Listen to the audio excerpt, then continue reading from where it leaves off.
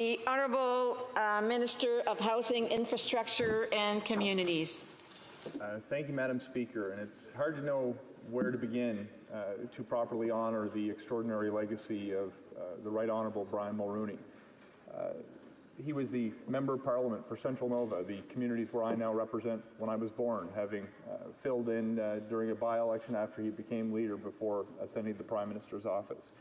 We both attended St. FX University, something that he remained very proud of up until the very end. There's no shortage of accomplishments that have been well canvassed over the past number of days during Mr. Mulroney's tenure as Prime Minister of Canada. And he was never one to shy away from celebrating those himself, having said, "You cannot name a Canadian Prime Minister who has done as many significant things as I did, because there are none." When you canvass the many accomplishments, it's hard to argue with the extraordinary record. Of course, his leadership on the environment is well known, and simply of another time where great things never seemed to escape his ability to get them done.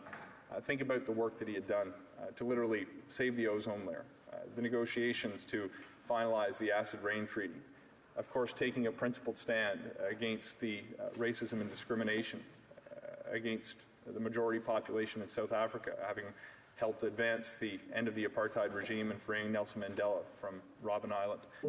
Of course, he's well known to have helped secure a growing economy with the free trade agreement. I'm sorry, I do want to just ask the honourable member to remove the paper that's on the microphone, because it is a little bit of a problem, and so I appreciate that. I would ask all members to be very mindful of the microphones and as well as of their phones. Make sure they're on silent mode and they're not vibrating, because it does interfere with the interpreters. The Honourable Minister. Thank you, Madam Speaker. But of course, as an Atlantic Canadian and a Nova Scotian, his contributions to our region cannot be understated. He helped found the Atlantic Canada Opportunities Agency, the regional development agency for Atlantic Canada. And I happened to be present during the Atlantic Economic Forum, which we helped co-found at our shared alma mater of St. FX, where the current Prime Minister actually presented the constating documents for the organization to Mr. Mulroney, who immediately agreed they should be stored in the desk that he had in his office, which is now safely secured at the replica of the Prime Minister's office in Centre Block on campus at St. Francis Xavier University.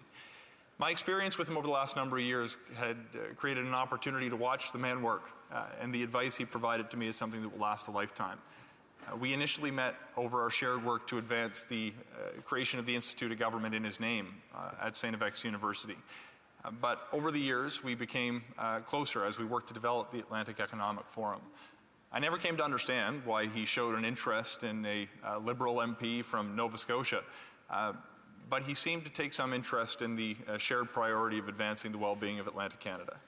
We were able to pull off this extraordinary event, and he continues to leave a lasting mark through the work that they've done on campus in the institute that bears his name. What's fascinating to me is his not just lack of reticence, but his open embrace of working with people from a different partisan persuasion to serve the interest of Canadians. Whether it was his help to negotiate the more recent version of NAFTA, whether it was the work that we were able to do in our community, whether it's the countless stories you've heard from members on different sides of the aisle, to take those phone calls, to provide that friendly advice. But in addition to the professional accomplishments and attitude he took towards his work, the personal experience when you get to know the man was simply a privilege to have experienced myself. The many phone calls that I would make, he would answer. The many phone calls he would make to me just to check in were most appreciated. He seemed to take an interest, not just in my career trajectory or the policies, but my well-being. Having gotten to know my family, my sisters, my parents, my children, every time we'd speak, he'd ask about how the kids were doing, making sure that they were healthy, keeping out an interest to see how my family, my wife, was dealing with the challenges of being in political life, because he knows the impact all too well. After the Atlantic Economic Forum, he actually took the time to visit our family at my parents' house in Marigamish, Nova Scotia, just to say thank you for the opportunities that they've created to have a family of young people who want to give back. This is the kind of person that he was. The personal touch is something that I'll remember forever. But when I think about the impact that he has had, as extraordinary as it has been, the impact he's going to continue to have through his inspiration of future generations is nothing to sneeze at. The generations of young people who are gaining an education at St. FX University through the Institute of Government are going to continue to have an impact for years to come.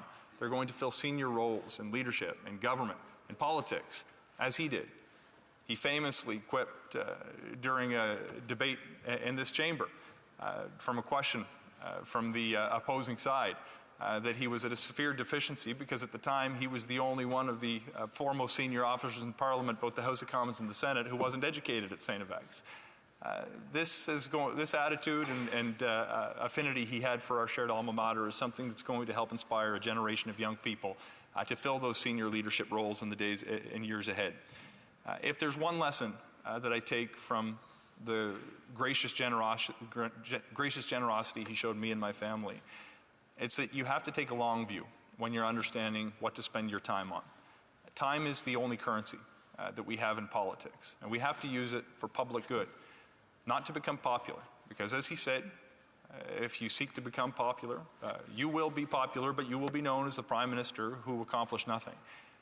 Instead, he reminded us, including at a speech just as recently as last year in Nova Scotia, where he said, history is only concerned with the big ticket items that help shape the future of the country. This is a lesson that I hope to take to my work every day. We should all be inspired by his example to focus on those big ticket items if we're going to do service to our constituents, to our communities, and to our country. To the Mulroney family, I want to say thank you. My community is better for his service and your contribution to public life, and Canada will forever be in his debt. Rest in peace.